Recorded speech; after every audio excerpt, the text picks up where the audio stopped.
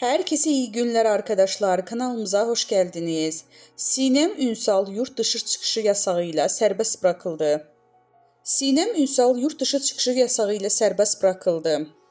Gözaltı kararı verilen ve ifade vermek üzere Mardin'den İstanbul'a gelen Sinem Ünsal, işlemelerin ardından yurt dışı çıkışı yasağı şeklinde adli kontrol şartlarıyla serbest bırakıldı. Son dalgada hakkında gözaltı kararı verilen isimler arasında oyuncu Sinem Ünsal da yer aldı.